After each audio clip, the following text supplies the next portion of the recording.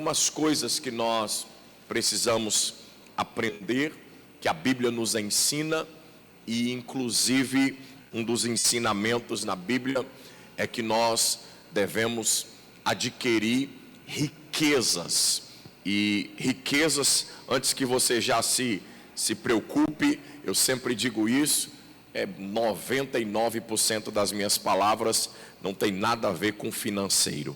Falar em riqueza hoje, eu vou falar sobre algumas riquezas que nós precisamos ter, que não tem nada a ver com o financeiro. Todas as vezes que eu ministro aqui, eu falo para os irmãos que o financeiro da nossa vida, ele é consequência de como nós vivemos em Cristo. Viver em Cristo te dá tudo o que você precisa, mas nós precisamos adquirir algumas riquezas que a Bíblia nos ensina. Primeiro, eu quero que você entenda uma coisa. O apóstolo Paulo, ele ensinou muitas igrejas como viver em Cristo. Paulo foi um discípulo de Jesus, na verdade se tornou um dia apóstolo, e ele bate no peito, no capítulo de número 11 do livro de 2 Coríntios, discutindo com alguns, dizendo que também era judeu, que também era romano, e que ele poderia ser apóstolo de Cristo. Vocês conhecem a história de Paulo? Atos capítulo de número 9, a Bíblia diz que Paulo, ele estava perseguindo a igreja. Só que a perseguição de Paulo, ela não dá início no capítulo 9 de Atos. No capítulo 7 de Atos, a Bíblia diz que havia um moço chamado Estevão, todos conhecem. A Bíblia diz que ele foi apedrejado. Por quem?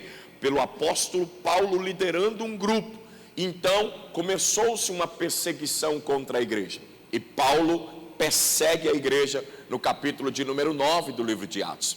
Paulo tem um encontro com o Senhor no meio do caminho. Falar nisso, esse final de semana tem encontro, amém? Tem encontro com o Senhor no meio do caminho. E a Bíblia diz que nesse encontro que Paulo tem com o Senhor, Paulo fica cego. Então Deus dá uma palavra para um moço, discípulo de Jesus, quem lembra o nome dele, chamado Ananias. Vai até lá, e a Bíblia diz que ele vai e prega para Paulo. Uma das coisas que nós discutimos algumas vezes é: quem ensinou Paulo servir ao Senhor como Paulo serviu? Qual foi o direcionamento que Paulo teve? Porque Paulo, na hora que se converteu, houve alguns questionamentos, houve algumas discussões entre os discípulos por causa da conversão de Paulo.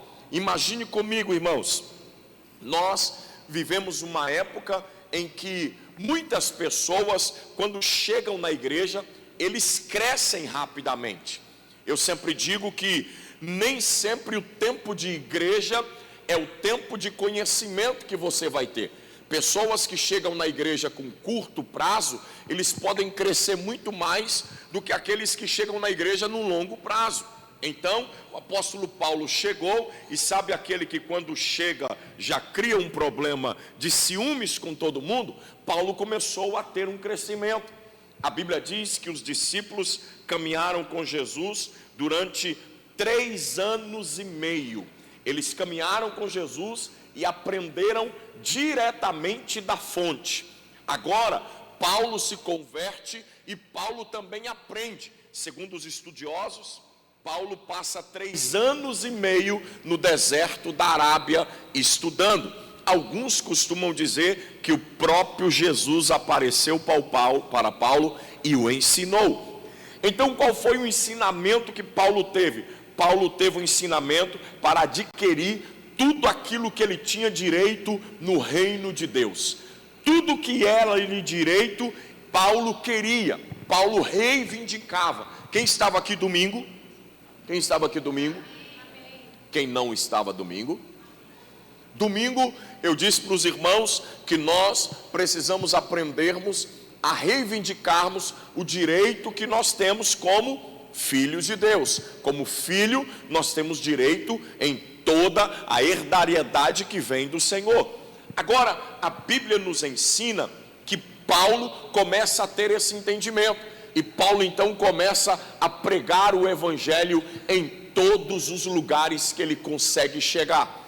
O evangelho começa a ser expandido através do apóstolo Paulo. Segundo alguns estudiosos, o primeiro livro escrito no Novo Testamento não foi por Levi ou Mateus, como você conhece, não foi por Marcos, que é o segundo, não foi por Lucas, que é o terceiro, nem por João, que é o quarto, nem Romanos, que é o quinto, nem 1 e 2 Coríntios, que é o... Deixa quieto, senão... Não foi por eles. O primeiro livro a ser escrito, segundo os estudiosos, foi quando Paulo manda a sua primeira carta aos Tessalonicenses. Então, Paulo foi o primeiro a escrever um livro a qual ele foi relacionado na Bíblia. Claro que houve outras escritas. Hoje é RCE, então a gente vai ter uma aula, amém? De história da igreja.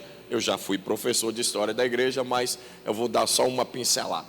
Então, o apóstolo Paulo, ele não foi o primeiro a escrever. Quem na verdade se tornou o primeiro escriba na Bíblia, você vai perceber que foi foi Levi, quando a Bíblia diz que ele começou a caminhar com o Senhor e começou a escrever os feitos do Senhor. Mas preste atenção, onde eu quero chegar? Paulo começa a pregar o evangelho e Paulo começa a espalhar por todos os lados o evangelho. Paulo começa a acreditar que essa palavra precisava chegar em todos os cantos. Agora olhe para mim, por favor. A Bíblia diz que Paulo levantou o discípulo em todos os lugares. Em todos os ambientes que Paulo poderia levantar alguém, Paulo levantou. Principalmente em Roma, aonde era o lugar que se perseguia os cristãos. Você consegue imaginar? Os cristãos eram perseguidos pelos romanos naquela época, eram levados à morte pelos romanos naquela época. A perseguição começou ainda na era de Paulo e ela deu-se continuidade mesmo depois de Cristo Jesus ter vindo, mesmo depois de Paulo ter morrido em 64 pelo imperador chamado Nero. Mesmo assim, depois de Nero, Tito perseguiu a igreja. Depois de Tito, no ano 100, Diocleciano perseguiu a igreja, Constantino perseguiu a igreja, e muitos da igreja católica, padres, papas, perseguiram a igreja por muitos e muitos anos. Agora, o apóstolo Paulo, mesmo com toda essa situação, até o ano de 64, ele conseguiu chegar no lugar onde a igreja era mais perseguida. Paulo chegou em Roma. O evangelho chegou em Roma a tal ponto, imagina comigo a ousadia, o ponto que Paulo conseguiu abrir, eu digo que era uma célula dentro do palácio romano. Imagina a situação que ele está agora. Agora ele está com os irmãos dentro de Roma, inimigo do povo de Deus. Roma era o quê? Roma era o quê? Agora ele tem uma célula dentro de Roma e agora ele precisa levar uma palavra para esses irmãos romanos que estão lá pregando o evangelho, passando todas as dificuldades que tem, porque se alguém descobre que tem esse povo dentro do palácio, o que aconteceria com eles? Seriam mortos. Agora Paulo tem que alimentar esses irmãos lá dentro. Paulo precisa levar uma palavra para esses irmãos lá dentro. E o que Paulo faz? Paulo escreve uma carta aos romanos. Para vocês entenderem melhor, segundo alguns estudiosos, a carta de Paulo aos romanos é a carta da graça de Deus, para que eles entendam perfeitamente o que eles deveriam viver naquela época.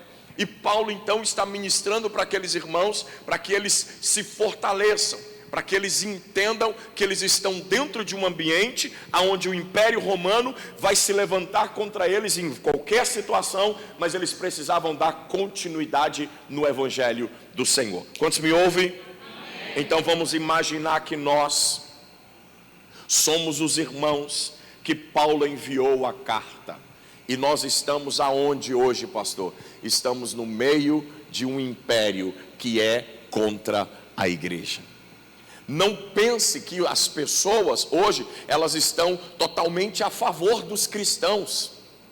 Os cristãos hoje, graças a Deus, não são perseguidos como em alguns lugares. Em alguns lugares a perseguição é matar os cristãos, como na Nigéria, como em alguns lugares na África, eles metralham os cristãos, eles matam sem preocupação nenhuma. Tem gente hoje que nega Jesus por causa de uma coisinha de nada. Você consegue imaginar ele na frente de um fuzil? Ele troca Jesus por qualquer situação. Por que ele não trocaria pela vida? Apontar o fuzil na sua cabeça e dizer: nega ou morre. Negar quem? Jesus. Nem conheço. Conheço o Genésio, meu vizinho. Jesus eu não conheço. Na hora nós negaríamos. Então, falar do evangelho dentro de um ambiente onde é nocivo não é fácil. Você falar do evangelho dentro da igreja é mole, é comum, é tranquilo, é normal. Agora você falar dentro de um lugar nocivo é terrível. Quando você vai falar do evangelho em alguns lugares, as pessoas não querem te ouvir, as pessoas são contra, as pessoas não querem saber de Deus. Eu acho engraçado que hoje até virou moda. Virou moda duas coisas hoje no mundo. Primeiro, virou moda ser crente. Ser crente não, perdão. Virou moda ser evangélico. Eu sou cristão, eu sou evangélico, eu sou gospel. Isso agora é moda. Outra moda que tem hoje, quando você vai falar com alguém, ele diz: eu sou ateu. À toa. Eu sou ateu.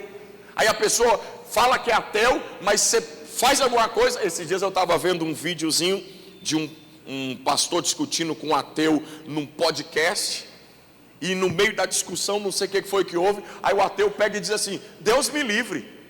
Aí o pastor: mas peraí, você não é ateu? Como é que você fala Deus me livre? Como é que você chama Deus se você é ateu? É porque é moda.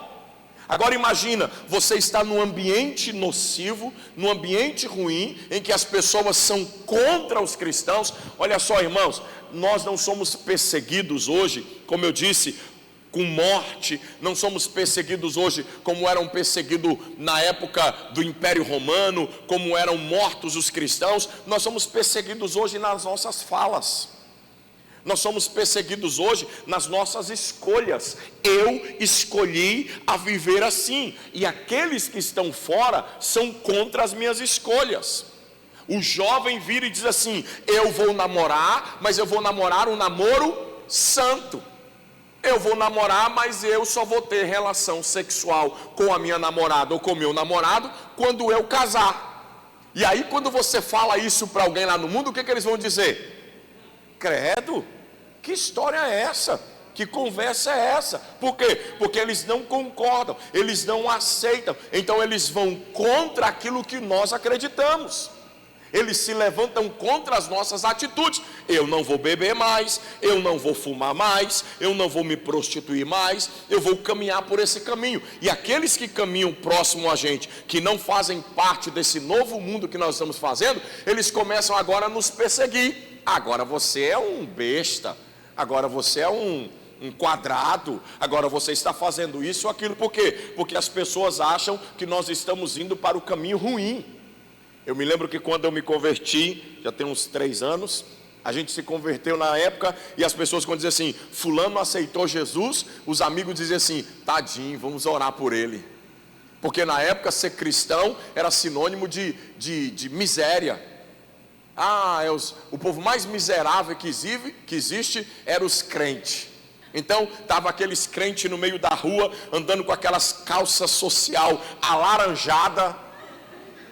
Vocês não são dessa época. Camisa vermelha, gravata de crochê. Tu usou, Charles? Gravata, pronto. Levanta essa guitarra aí. Era assim, ó: a calça vermelha, a camisa alaranjada, ou ao contrário, a calça alaranjada, camisa vermelha, e ainda botavam uma gravata verde. E a gravata não era gravata normal, era uma gravatinha feita de crochê, assim, bem fininha, quadradinha de crochê. E o sapato marrom e o cinto preto, ou o sapato preto e o cinto marrom. Combinando? Nunca. E ainda tinha uma abotoadeira para enganchar a gravata. Inimigo da moda. Era assim. Tem alguém dessa época? Eita, me senti um velho agora. Charles, confessa. E aí quando alguém aceitava Jesus, o que eles diziam? Ah não, fulano se converteu, vamos orar por ele. Porque era sinônimo de crente pobre. Seu pai, você lembra disso por causa do seu pai, né? Então era sinônimo de gente miserável. Não, agora fulano não é nada. Então as pessoas olhavam para nós e eles tinham esse entendimento, que eram miseráveis. Ah não, agora fulano é crente, agora não, esquece, agora não anda nem nada tudo. Hoje não, hoje a gente anda bonitinho, ajeitadinho, né? Arrumadinho. A gente anda hoje arrumadinho, bonitinho, alinhadinho. Só que as pessoas querem nos colocar numa bolha de achar que nós temos que viver do jeito delas. Então preste atenção, nós estamos vivendo hoje como se nós estivéssemos na época do Império Romano, só que diferente. Nós só não somos condenados à morte, mas morte física. Mas a morte espiritual nos ronda todos os dias. Olhe para mim, todos os dias a morte espiritual nos ronda. Deixa eu te fazer uma pergunta aqui, por favor. Quem aqui, depois de estar na igreja, recebeu o convite de um amigo, de uma amiga, para ir para a festa? Levante a mão. E tu foi, Lucas? Travou, né? Não responde não, fica quieto. Quantos aqui já receberam o convite de um amigo ou de uma amiga para beber? Para se drogar? Para fazer o que não deve? Quantos de nós já recebemos convites para isso? E você acha que isso é o quê? É as pessoas querendo te matar espiritualmente. A morte naquela época era uma morte física de fato, mas os cristãos tinham convicção de que podiam morrer, mas eles tinham vida eterna. Hoje crente parece que não crê que tem vida eterna. Mas vida eterna é para quem morre fisicamente no reino dos céus. Agora, quem está vivendo hoje, ainda nessa terra, ele também pode viver no mundo natural, mas está morto no mundo espiritual. E nós precisamos ter entendimento que nós precisamos manter a nossa vida em dias. Então Paulo, ele escrevia carta para os romanos que estavam presos ali dentro do castelo de Roma, ou presos ali na cidade de Roma. Paulo escrevia para eles que eles tinham que se manter firmes, porque Paulo entendia que eles tinham algo para a vida deles que era soberano. O que eles tinham, pastor? Eles eram dignos de riquezas dos céus. Eles eram dignos de quê? Eles eram dignos de quê? Romanos capítulo 9, versículo 23. Vamos ler esse texto. Hoje eu vou falar pouco. Amém? Eu não tenho nem papel e nem iPad, eu estou só com a Bíblia. Então hoje eu vou falar menos. Romanos capítulo 9, versículo 23. O que Paulo diz? Que dizer, se ele fez isso para tornar o quê? Conhecida as riquezas. Riquezas de onde? Riquezas de onde? Sobre os vasos da misericórdia, os quais... Então preste atenção, nós somos esses vasos de Deus. Quem me entende? Quem é mais antigo também vai lembrar dessa linguagem. Fala vaso. As pessoas olhavam para nós. Você já foi na bleia. Já foi na bleia. Fala vaso. As pessoas olhavam para nós e nos chamavam de vaso. E na verdade a Bíblia nos ensina que nós somos de fato vasos. Agora, Paulo está dizendo que nós, como vasos, nós precisamos ter entendimento que estamos aqui para recebermos as riquezas da sua glória. Que tipo de riqueza é essa que vai habitar no meio desses vasos? Que tipo de riqueza é essa que esses vasos vão adquirir? Preste atenção, quando Paulo envia a carta aos Romanos, Paulo está dizendo para eles, mesmo na dificuldade que vocês estiverem aí, preste atenção, existe algo poderoso para a vida de vocês. Capítulo 2, versículo 4, olha o que Paulo fala para eles. Romanos 2, 4, coloca para mim, quem está lá? Lucas, Romanos 2, 4, vamos ler. Ou será que você despreza as riquezas de quê? As riquezas de quê? De que mais?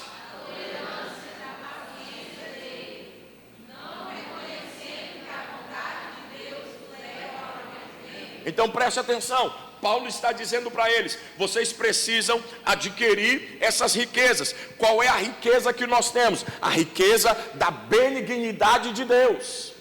Todo vaso precisa ter entendimento que ele tem que ser um vaso cheio de bondade. Cheio de quê? Bondade. Cheio de quê? Bondade. Olhe para quem está do seu lado. Veja se ele tem cara de quem transborda bondade.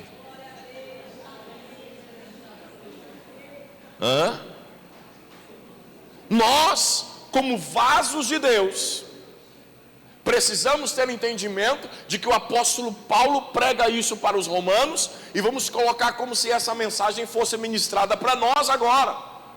Vocês estão onde estão, porque vocês precisam lembrar e reconhecer que vocês são vasos cheios de bondade. Leia aí, Miss. Nessa tradução, ele diz assim: a sua bondade tem a finalidade de levá-lo ao arrependimento.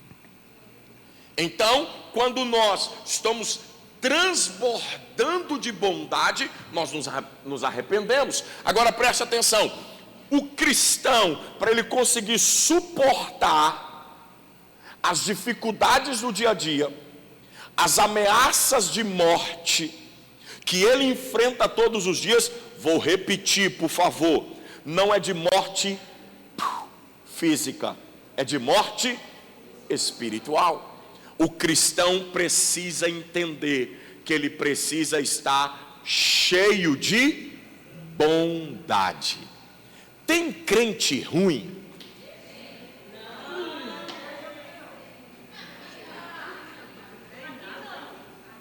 Tem, Walter? A Josi é ruim? Fala para tu ver. Tem crente ruim? Sim ou não? O que é ser ruim? Vamos usar alguns sinônimos de ruim. Caraca, hoje eu estou chique, hein? Hoje eu estou gastando, hein? O que é ser ruim? O que é ser maldoso? O que é ser mal? Uma mal resposta é ruim? É um sinônimo de ruindade com alguém? Um mau comportamento, uma má atitude, isso é ser ruim? Sim ou não? E o que é ser bom? A Bíblia diz que ser bom é ser alguém que se entrega por completo. A Bíblia diz que o Senhor usou da sua bondade e da sua misericórdia. O Senhor, o que Davi diz? O Senhor é bom, e a sua bondade permanece para sempre. Os cristãos são abre a boca e diga: os cristãos são bons. Gagueja na hora. O que nós precisamos aprender? Paulo está dizendo: vocês precisam ter consciência de que vocês são ricos em bondade. E quem é rico em bondade, ele é livre das perseguições. Quem é rico em bondade, ele entende onde ele está, o ambiente que ele está, e as pessoas vão olhar para ele como alguém bom. Então preste atenção, nós precisamos ter convicção de que essa classe de riqueza está relacionada a nós, como cristãos, que estamos dentro de um império mundano, que tenta mudar a nossa mentalidade, mudar o nosso comportamento, mudar as nossas atitudes e até nos matar espiritualmente, não fisicamente, Nicolas, mas nos matar espiritualmente. E por sermos bons, nós não morremos, porque somos ricos em bondade de Deus. Vem contra você, você não vai dar mal resposta, você não vai fazer nada, mas existe riqueza de bondade em você, e a maior riqueza de bondade é o Senhor, que é bom, que habita em você, transborda sobre você, e você vai agir para com Ele com bondade. Olha de novo para quem está do seu lado e diga: como é bom andar com você, que é cheio de bondade. Você é cheio? Fala isso para ele. Como é bom. Outra riqueza que o apóstolo Paulo está declarando para ele, dizendo: olha, vocês precisam aprender. Paulo não diz isso só para os romanos, Paulo diz isso em outras cartas, para outro grupo de pessoas. Paulo disse: olha, vocês precisam aprender que vocês são ricos em glória. Capítulo 9, versículo 23, nós lemos, ele diz que nós somos ricos em glória. Preste atenção, essa glória que a Bíblia nos fala é a glória de Deus, é a manifestação da graça de Deus. Nós precisamos aprender isso. Somos ricos. E quando se fala rico, rico é rico. Porque tem gente que aponta o dedo para nós e diz assim: fulano é rico. Porque ele olha para você e ele vê uma casa que você tem. Vão olhar para o Charles e vão dizer: o Charles é rico. O Charles tem um carrão, o Charles é rico, mas ninguém... Hã? O Charles mora num condomínio fechado. O Charles tem um carrão. E o Charles é rico. Aí as pessoas olham, mas não sabem que tem dia que o Charles nem dinheiro para gasolina ele tem para botar no carro. As pessoas falam isso de pastor. Pastor é rico. Ninguém sabe que tem dia que o pastor é igual hoje. Eu falei: amor, eu estou andando na manhã, que o carro está assim, ó.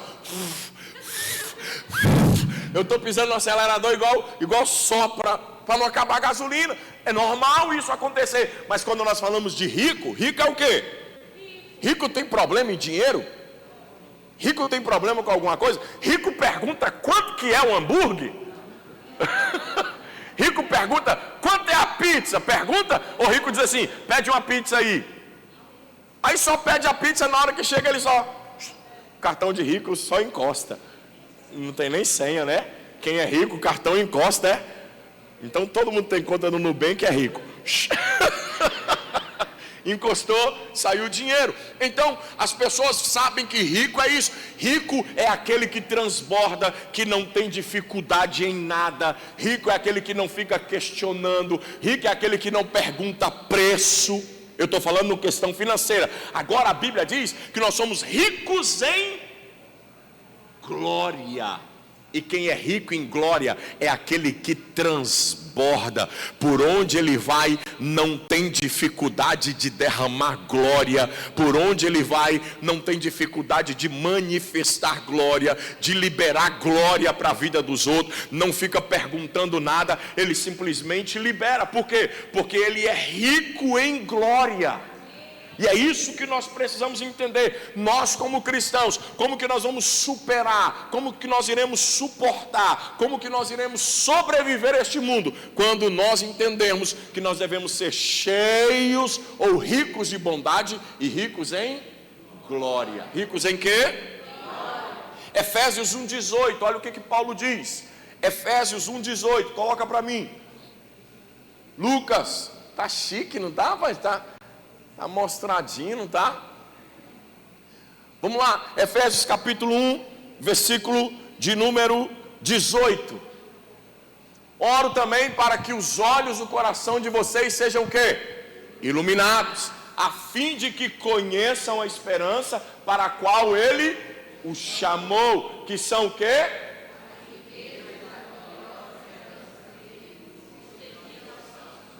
Nossa Deus, vocês estão na coragem hoje, hein? Meu Jesus da glória. Então presta atenção, nós precisamos sermos ricos em glória. E como que adquire riqueza em glória, irmão? Como que nós seremos cheios de glória? Seremos cheios de glória como seremos? Não é para cheirar nada para ter glória, viu? Não é para cheirar nada. Como seremos cheios de glória? Como? Quanto mais próximo nós estamos do Senhor, mais glória dele nós adquirimos. A minha mãe dizia assim, e a mãe de vocês também: diga-me com quem andas. Diga-me com quem andas. Se você estiver num grupo de pessoas ruins, o que vai acontecer quando chegar alguém perto de você? Vai dizer que você também faz parte daquele grupo. Se você só anda com uma pessoa e aquela pessoa tem uma má índole, as pessoas vão olhar para você e vão pensar o quê? Que você também tem. Por quê? Porque você vai estar caminhando todos os dias com aquela pessoa, e aquilo que aquela pessoa tem vai acabar atingindo você. Daqui a pouco você está falando igual ela, daqui a pouco você está se comportando igual ela. Mas quando você é rico em glória, aquele que está andando do seu lado, daqui a pouco também ele pode estar falando igual a você, ele pode estar se comportando igual a você. Mas como você vai adquirir essa riqueza? Quanto mais você estiver perto daquele que tem glória para te dar a riqueza, que é Deus. Quanto mais próximo você estiver de Deus, mais glória dele você terá. E como que nós adquirimos isso, pastor?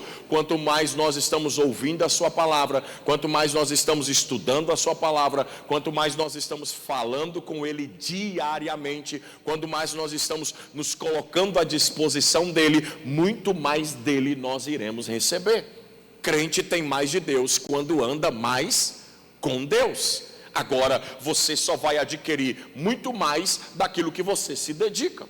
A sua identidade, anote aí, essa veio agora. A sua identidade, ela é relacionada à sua dedicação a algo. Aquilo que você se dedica identifica quem você é. A sua dedicação, ela vai adquirir em você, ou ela vai gerar em você a sua identidade. Junta essas frases tudinho e faz uma só. Porque quanto mais você se dedica a algo, mais você vai ser identificado com aquilo. Então, quanto mais eu me dedico ao céu, quanto mais eu estou próximo de Deus, quanto mais eu estou perto de Deus, mais as pessoas vão me achar parecido com quem? Com Deus. Porque eu estou me dedicando a Ele. Então por onde eu for, as pessoas vão começar a olhar dessa forma. Lembra que quando Eliseu passava, a sunamita olha para o marido e diz assim: eu vejo que ali vai um santo homem de Deus. Por que ela identificou Eliseu como um santo homem de Deus? Porque Eliseu dedicou a sua vida para o reino de Deus. Então, quanto mais você se dedica a algo, mais você impregna, ou levanta, ou imprime, ou faz alguma coisa relacionada à sua identidade. Então, a glória de Deus vai ser uma riqueza na sua vida, quanto mais perto dele você estiver. Quantos me ouvem? Terceira coisa que nós precisamos aprender, ou a terceira riqueza que nós adquirimos e que somos cheios dela por servirmos ao Senhor, entendemos quem nós somos, é a riqueza da sabedoria. Riqueza de onde? Romanos 11:33. Romanos 11:33. Bora, Lucas. Quem está me ouvindo, diga amém. Amém. Quem está com sono, diga aleluia. Aleluia. Maravilha. Quem quer ir embora, diga glória a Deus. profundidade de onde? Da riqueza e de que mais? Quão insondáveis são os seus juízes, ou seus juízes. Lê mais. Preste atenção, irmãos. Se tem uma coisa que todo crente precisa pedir ao Senhor, é sabedoria. A sabedoria, ela vai te livrar de muitas coisas. O homem sábio, ele é um homem sensato. O homem sábio, ele é um homem que chega a lugares longínquos. A sabedoria, ela vai te dar força para você adquirir coisas que você nem imagina. E a Bíblia nos ensina que nós, quando servimos ao Senhor e quando nós estamos dedicados ao seu reino, dedicados à sua obra, como aqueles romanos estavam em Roma, quando nós estamos ali, a Bíblia nos ensina que nós adquirimos riqueza em sabedoria. Eu me lembro que quando Davi estava na beira da morte, seus irmãos brigando de quem ia assumir o reinado do pai, confusão, fizeram na porta do palácio, fizeram montinhos, fizeram caveira um do outro, um querendo matar o outro. Absalão ficava na porta fazendo um montinho, vem comigo agora, eu serei o rei. Adonias por outro lado, aquela confusão toda, e Davi na beira da morte chama Salomão, filho de uma mulher que ele tinha deitado que não era nem a dele. Mas pela misericórdia de Deus, Deus alcançou. Salomão cresceu. E agora Davi fala para Salomão, antes de morrer, entrega para Salomão a planta do templo que ele tinha que construir. E agora diz, peça para o Senhor sabedoria. Salomão vai orar. Sacrifica um sacrifício poderoso. E agora a Bíblia diz que Deus aparece para Salomão. E o que Salomão pede? Sabedoria. Porque com sabedoria você consegue sair de qualquer situação. Com sabedoria você consegue sair de qualquer ambiente. Aí vocês lembram do texto? 2 mulheres estavam dormindo à noite. As 2 tinham acabado de gerar uma criança.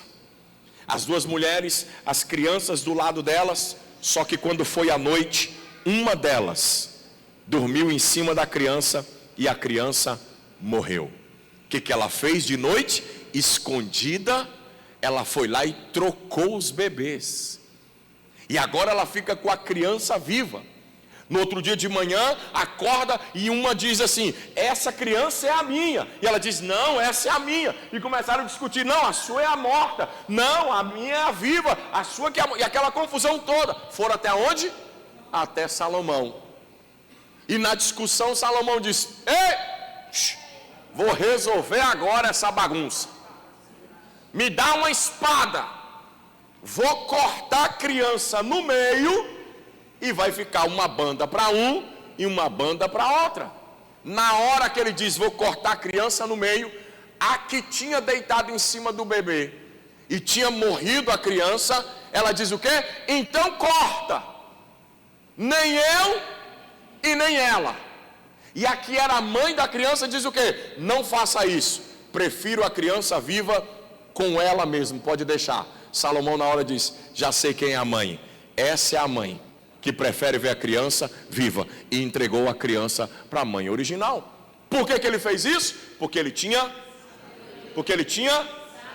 Olhe para quem está do seu lado. Nos olhos dele.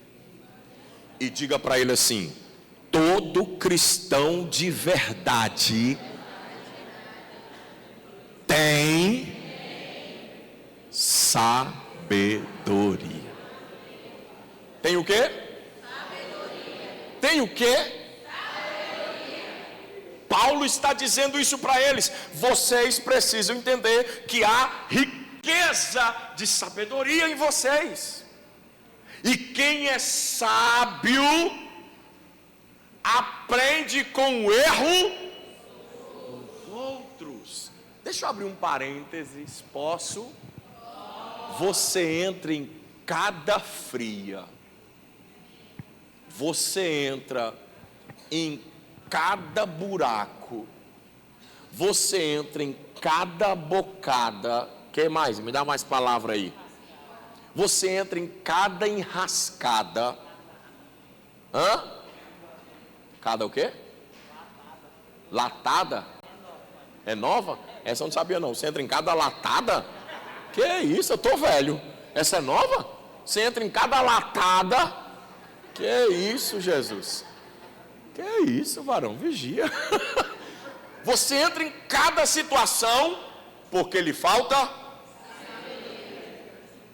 Quase que eu falo outra coisa. Porque você deixa quieto.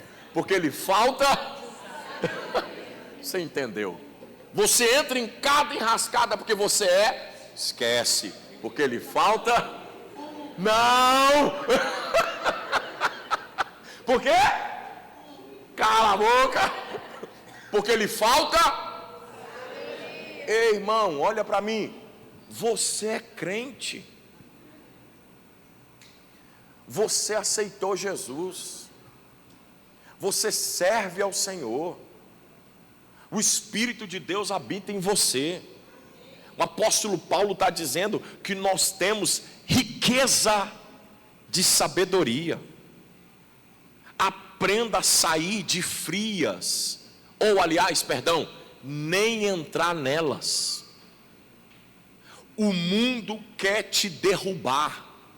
Ei, o Império Romano quer acabar com você.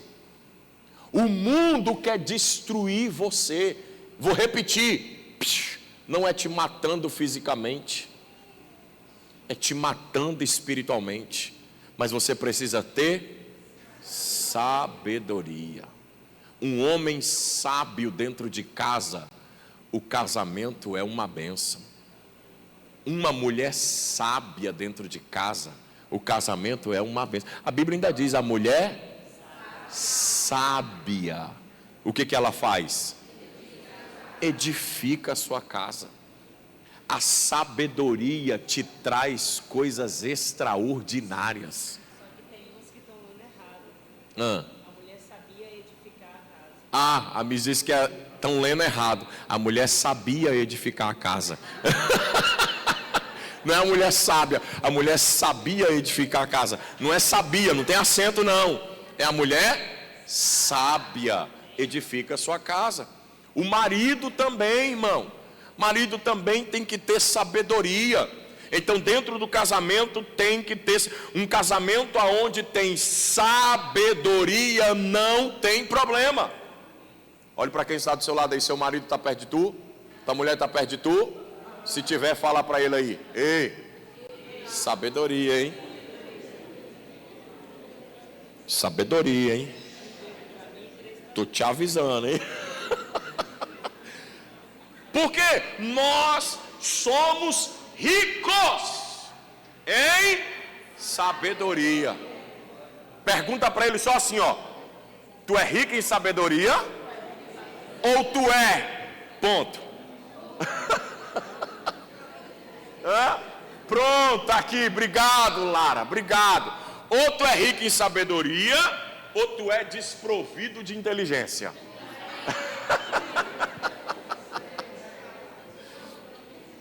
Outra riqueza que nós precisamos ter e temos que ter entendimento, riqueza da graça de Deus. Riqueza de quê?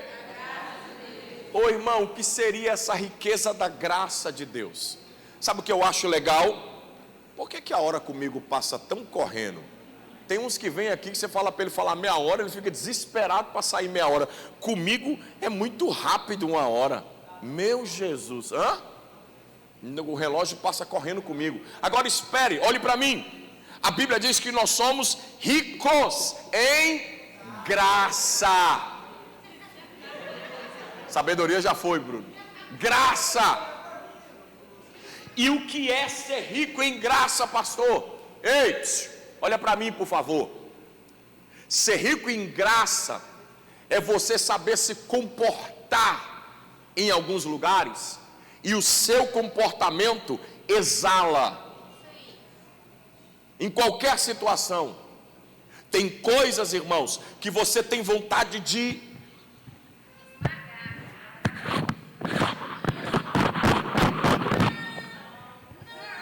não arranca não? Quase que eu quebro o microfone. Quer dizer, assim, dá vontade de arrancar a cabeça. Quase que eu jogo fora uns 1000.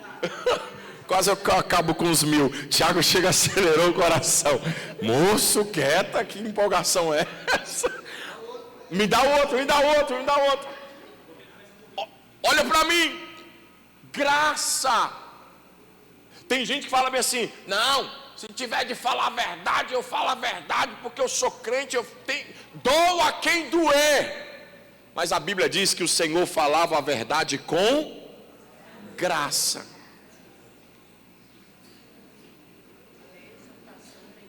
Até para exortar, tem que ser tipo assim, igual eu aqui, entendeu? Vocês vigiam, Deus vai matar você. Você precisa aprender, ter graça. Ter graça é você criar um ambiente. Sabe o que eu digo muitas vezes de graça? Pronto. Existem pessoas que são cheias de graça, não de graça risada, graça de Deus. Existe também ambientes que são cheios de graça por causa das pessoas que estão naquele ambiente. Quer um exemplo? Esse ambiente é um ambiente cheio de graça, porque tem gente que entra aqui e sente. Quantos sentem quando entra aqui? A graça desse ambiente, a graça de Deus. Então, ser cheio de graça é saber falar, é saber se comportar. Ser cheio de graça é exaulir de dentro de você, por onde você for, é você exaulir o cheiro da graça que está em você. Cheio de graça, vou falar igual, agora eu vou gastar, os pregadores pentecostais. Quando alguém perscrutar você, ele vai encontrar em você o quê? Graça. O que é isso, pastor? Quando alguém procurar algo mais a fundo em você, ele vai encontrar em você graça. Ele quer ficar perto de você. Tem gente que você quer ficar perto dele, porque ele exala a graça de Deus. A gente sempre brinca e fala, tem uns, igual nós viemos do carro de redenção, cadê a Giane? Já levantou. Nós viemos do carro de redenção para cá com o pastor Paulo Canuto. Na hora que nós vimos de redenção para cá, dentro do carro com o pastor Paulo Canuto, meu irmão, parece que o carro vinha flutuando. Imagina, quem lembra do pastor Paulo Canuto, aquele velhinho que ficava assim, tremendo aqui, que velhinho é doido, irmão. Nós viemos dentro do carro, imagina, dentro do carro conversando, aí não sei o que foi que aconteceu, uma situação, e a gente fez um comentário. Quando fez um comentário, ele ficou caladinho, quietinho primeiro, aí depois ele começou. Isso dá uma mensagem. A Giane correu, pegou o celular e ele começou no capítulo tal e no versículo tal, no capítulo tal e no versículo, e começou a passear na Bíblia. Daqui a pouco a gente já estava falando em língua estranha dentro do carro. A Giane, mais devagar para eu anotar, que eu estou anotando aqui. Pastor Paulo Roberto Rezende de Oliveira, quem estava aqui na época sabe disso. Isso é viver perto de alguém cheio de graça. Apóstolo Doriel de Oliveira, nosso Deus, misericórdia. Pessoas que você quer estar perto dela, que parece que vai saindo energia dela, e você vai recebendo aquela graça que existe nela. Preste atenção, Paulo disse para os romanos, vocês estão aí, mas há sobre vocês riqueza de graça. Ei, a missionária Graça, a missionária Ruth, a missionária Graça, esposa do apóstolo Jair, o nome dela é Graça e ela é cheia de graça, transborda graça. Nós vamos trazer ela aqui para pregar para as mulheres. Agora escute, quando você fala de graça, é aquela pessoa que ela transborda graça. Alguém aqui já usou um perfume que alguém de longe falou assim, rapaz, que perfume cheiroso. Já sentiu o cheiro do perfume de alguém de longe? Quem já sentiu o cheiro do perfume de alguém de longe? Vigia. De longe. Rapaz, passou alguém aqui. Você está andando na rua assim, passa alguém e você fala: rapaz, que perfume é esse? Você fica caçando para saber que perfume é aquele para comprar um para tu. Aí tu passa aquele perfume e não cheira em tu. Sabia disso? Tem perfume que cheira nos outros, mas não cheira em você, por causa dos feromônios do corpo. Que isso, hein? Rapaz, eu estou gastando hoje, hein? Tu é doido? Hoje eu estou gastando hoje. Tudo que eu estudei durante não sei quantos anos, eu estou gastando nessa noite. Presta atenção. Agora, quando você fala de sentir o cheiro do perfume por aí, imagina que a graça seria dessa forma. Por onde você passar, as pessoas vão sentindo aquela graça que existe em você. Lembrei de uma música: estou sentindo um perfume na igreja. Ninguém lembra. Estou sentindo que aqui tudo mudou. Bora?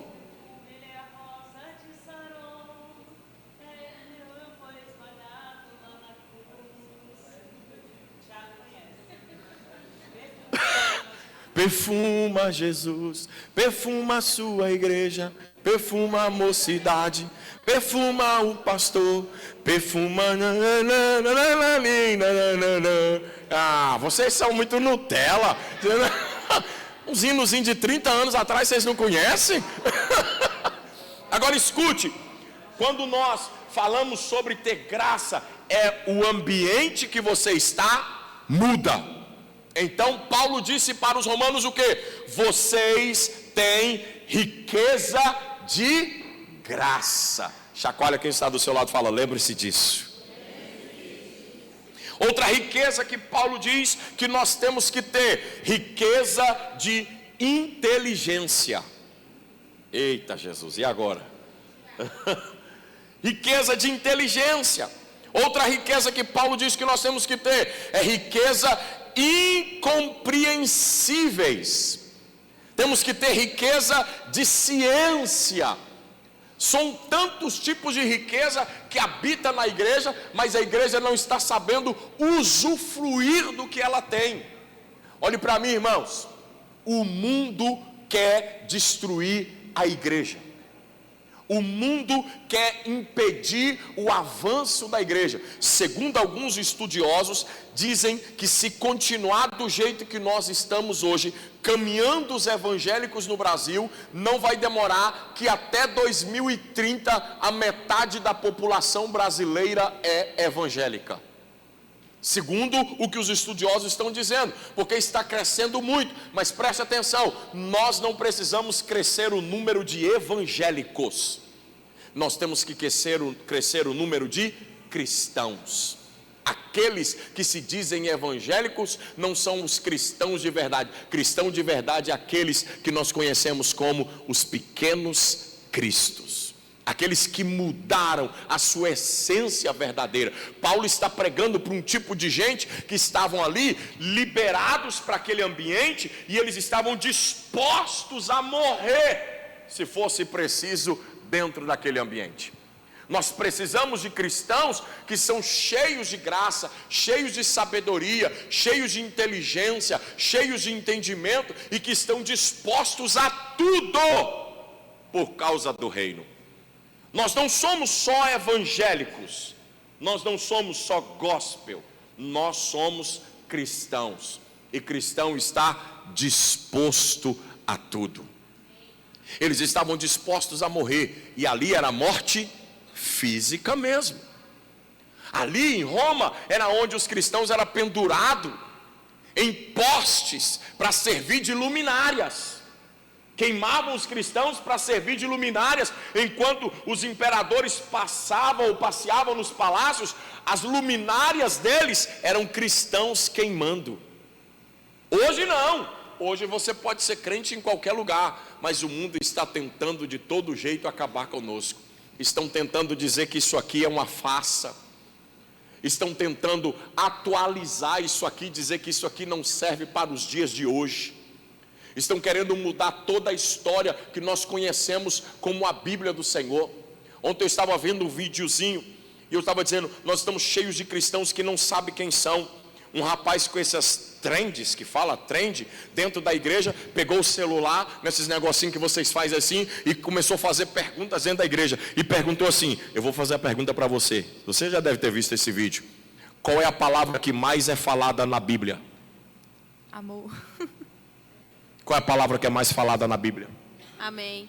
Amém, amor. Qual é a palavra mais falada na Bíblia?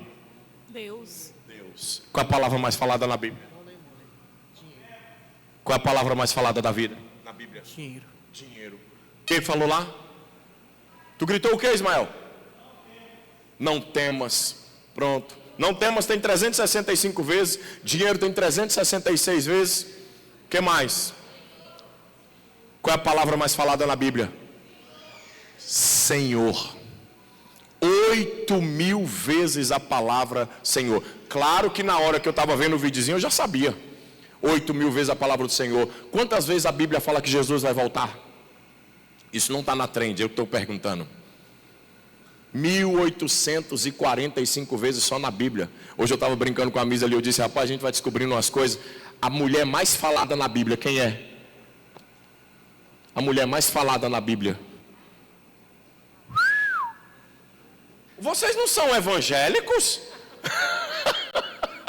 Para isso não, pastor. Nós precisamos ter entendimento. Vocês querem que eu falo, né? Vai ler a Bíblia. A mulher mais falada na Bíblia é Sara. 56 vezes. A segunda é Raquel, 47 vezes. E assim a gente pode falar um monte de coisa, assim vai indo. Mas por que nós precisamos aprender quem nós somos, irmãos? Ser evangélico é uma coisa, ser cristão é outra. A primeira, ela só aparece lá no início, porque não é ser primeiro, é ser de verdade. Aí, que isso, mãe? O dicionário diz que Eva, apesar de aparecer primeiro lá na Bíblia, mas ela aparece só lá. Porque não é ser primeiro, é ser de verdade. Preste atenção, nós temos que ter entendimento, irmãos, que nós estamos servindo ao Senhor. Precisa haver riqueza de glória em nós, riqueza de sabedoria em nós, riqueza de conhecimento em nós, em todas as áreas. Paulo diz, Romanos capítulo de número 11, versículo de número 23, que nós lemos. Nós precisamos estarmos abundantes, ricos, é que não nos falta nada, nada de glória, não nos falta nada de sabedoria, nada de ciência, nada de graça, tudo está em nós. Podemos andar em qualquer ambiente, porque nós somos ricos da glória de Deus, da sabedoria de Deus. Quantos creem nessa palavra? Então pegue na mão de quem está do seu lado e fala para ele, fique em pé e vamos orar para isso entrar na nossa vida. Nós precisamos ter entendimento, que haja em nós sabedoria. Ei, irmão, você não é só um evangélico, você não é só um gospel, você é um cristão genuíno, verdadeiro. Amém? Você é um cristão genuíno, verdadeiro. Precisa haver em você riqueza. Nós precisamos obter tudo isso. Então preste atenção, eu e você somos ricos.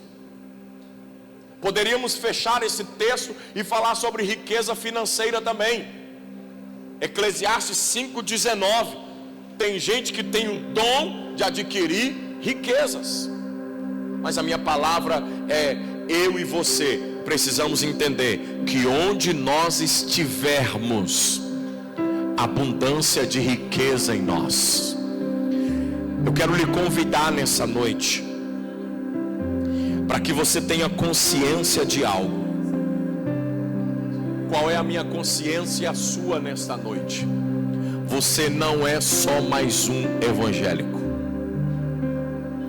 Você não é só mais um cristão. Você precisa aprender uma coisa, por favor, olhe para mim. Eu estava hoje de manhã aqui na igreja. Eu estava pedindo algo para Deus.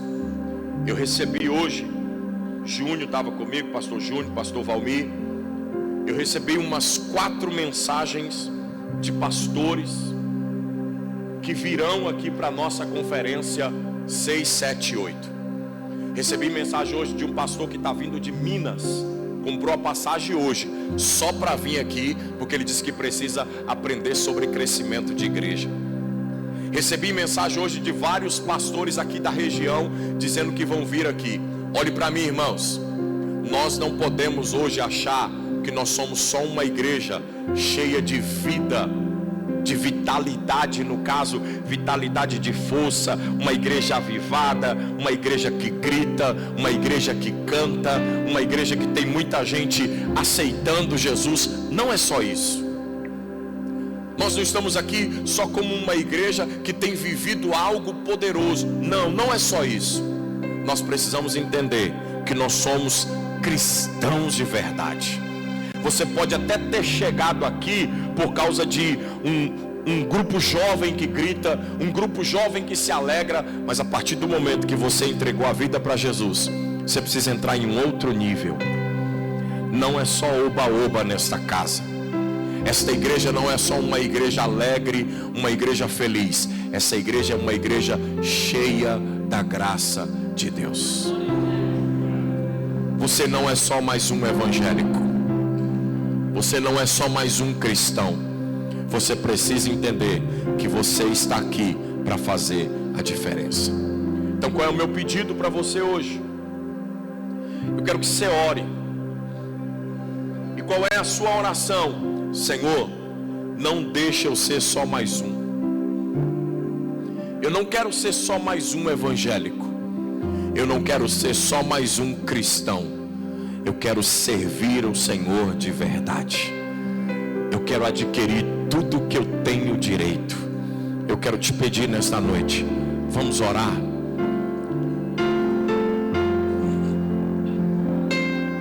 Se você quiser ficar em pé, fique em pé. Se você quiser sair do seu lugar e vir aqui para frente, orar aqui, fique à vontade. Se você quiser ajoelhar aí onde você está, ajoelhe onde você está. Mas nós vamos orar por alguns minutos, para que nós sejamos cristãos genuínos e verdadeiros, cheios de riqueza.